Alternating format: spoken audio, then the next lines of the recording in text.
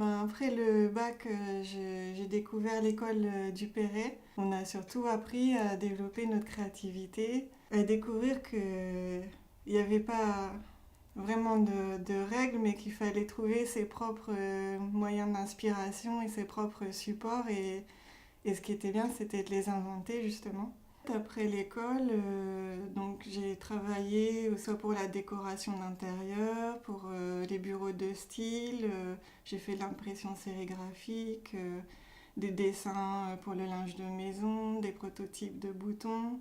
J'ai dessiné des broderies pour la haute couture et moi j'étais au dessin, à la conception et donc dans la partie créative. Déjà j'avais envie de me retrouver à la campagne, au calme, parce que la nature c'est quand même ma source principale d'inspiration et j'en étais coupée. Et j'ai eu un coup de foudre pour Rochefort quand j'ai découvert le village qui est magnifique. Je brode à l'aiguille, je tends une toile de coton sur un tambour et je fais un assemblage de tissus. Et donc je les assemble pour essayer de créer une petite composition qui me fait penser à un paysage. Et après je rebrode donc toutes ces matières par-dessus. Tout un tas de matières, des perles, des tubes, des cuvettes, des paillettes, des strass, toutes les matières qu'on utilise en haute couture.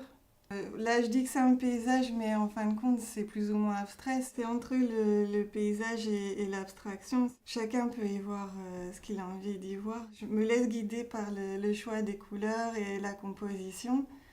Et je ne sais jamais ce que ça va donner à la fin, quoi. Au fur et à mesure, une matière en amène une autre, une couleur en amène une autre. Et je me laisse guider par l'inspiration. Je ne veux pas vraiment de règles. En général, les gens qui viennent sont déjà assez surpris de ce qu'ils voient et,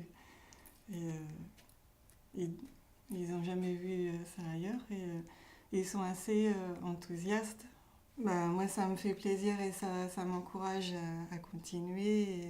Je vois qu'ils peuvent être sensibles à ce que je fais, que je peux communiquer mon amour de la matière et des couleurs.